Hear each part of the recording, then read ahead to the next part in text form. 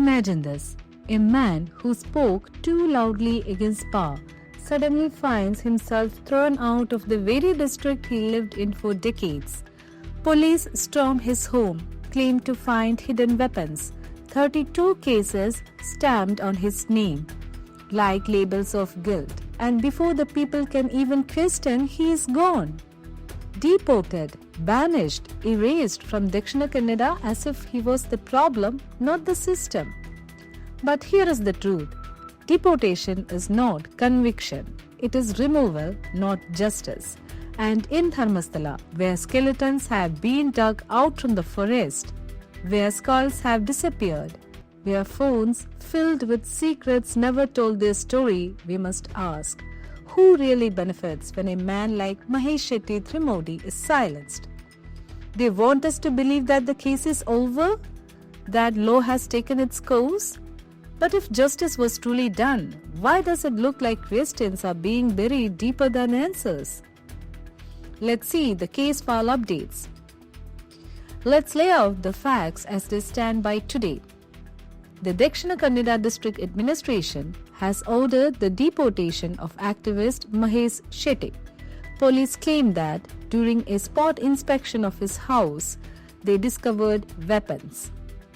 Notices were repeatedly issued to him.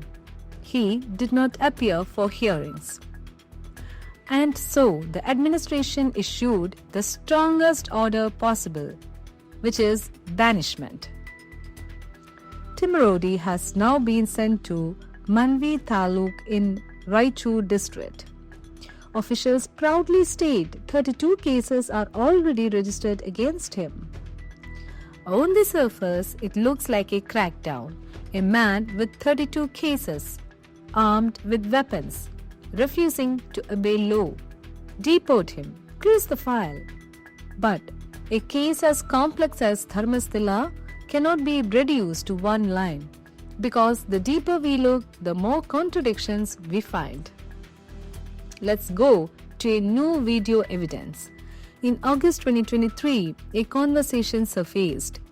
A tense exchange between Chinnaiah and Mahesh Shetty. Chinnaiah's words stand out. Nothing was here. No belt, no weapons, nothing at all.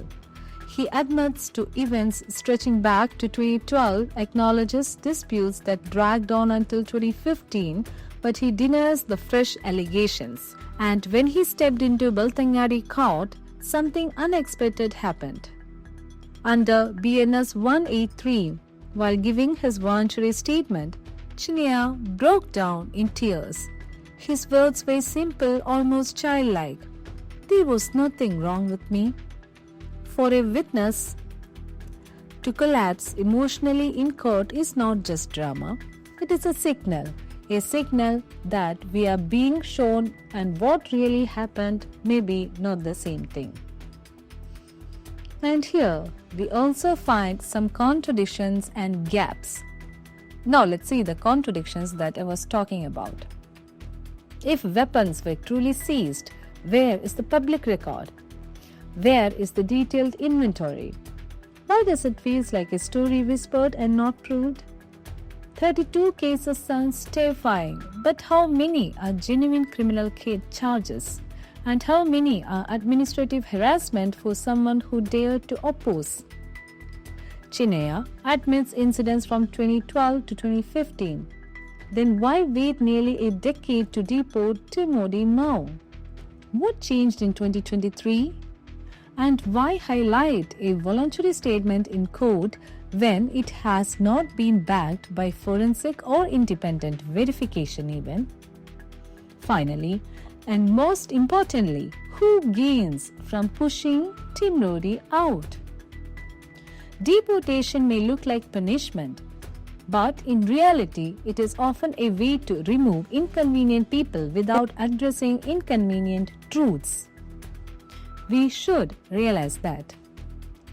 Checking into the bigger picture, every chapter of the Dharmasthala case has followed the same disturbing pattern. Skeletons found in the forest, yet no complete forensic trial. Skulls disappearing from evidence rooms with no accountability. Ferns traced to higher names, but those names protected in silence. And now, instead of answers, we are told to focus on a single activist being removed from the district. This is not closure, this is deflection. Because if SIT was truly chasing justice, the files would not be gathering dust and the real masterminds would not be untouchable shadows. So, the questions for the SIT is this. Tonight, we raise these questions directly to the SIT. Why deportation instead of transparent trial and conviction? Where is the official seashell list of the weapons illegally found? Why has Chinnaiah's testimony not been cross-verified scientifically? What exactly are the 32 cases and how many connect directly to the buried case?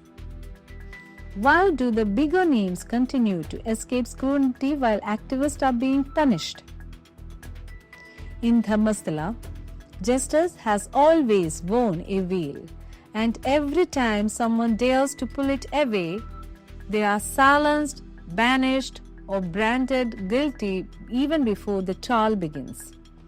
Mahesh Shetty Timarodi is now out of Dakshina Kannada, but deportation cannot erase the skeletons in the forest. It cannot erase the missing skulls. It cannot erase the phone records pointing upwards. As the unmasked Indian, we will keep asking, who is being protected? Who is being punished?